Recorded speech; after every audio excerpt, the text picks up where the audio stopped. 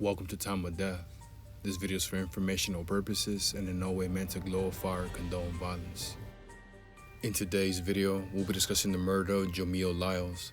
Lyles died on Wednesday, July 29, 2009, 10 days after he was shot in the 13,000 block of South Broadway in Willowbrook, according to LA County coroner records.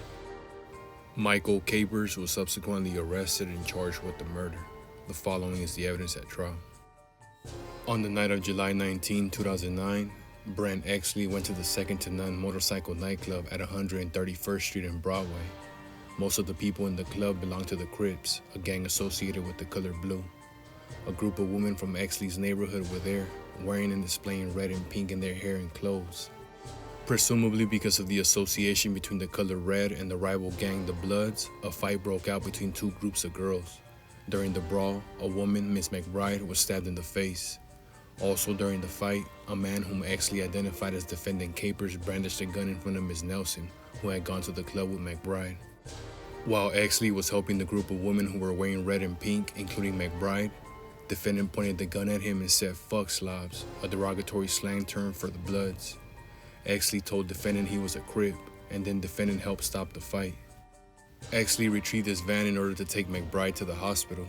When he couldn't find McBride, he left the club. Exley's friends Sims, Johnson, Needham, and the victim Jamil Lyles got in his van. As he turned left at the intersection of Broadway and 131st Street, Exley heard a female voice yell, "There go them slobs." Bullets then hit the van from both sides. Exley identified defendant as the shooter who was firing into the driver's side of the van. Moments later, realizing the victim had been shot, Exley drove to a local hospital. By now, it was approximately 5 a.m. The victim died at the hospital from a bullet wound to the head. At the scene of the shooting, investigators recovered both 9mm and .380 cartridge cases and bullets. Investigators determined that the victim had been killed by a 9mm bullet. Before learning of the victim's death, Exley and the rest of the van's occupants were interviewed at the hospital by Deputy Sheriff Stephanie Barragan and Sergeant Gray. Initially, the group was uncooperative. Exley told the deputies that the shooting took place on El Segundo Boulevard, and that the shooter was a light-skinned Mexican.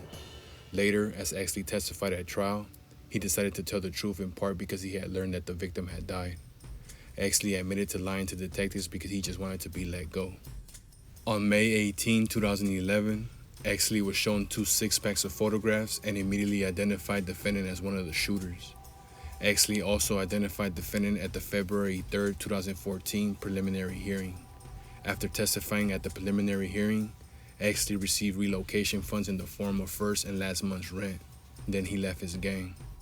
Following the trial, defendant Michael Capers was convicted of the first-degree murder of Jamil Lyles and the attempted murders of Exley, Sims, Johnson, and Needham. Defendant was sentenced to state prison for life without the possibility of parole, plus 140 years to life. Jamil Lyles was 17 years old at the time of death.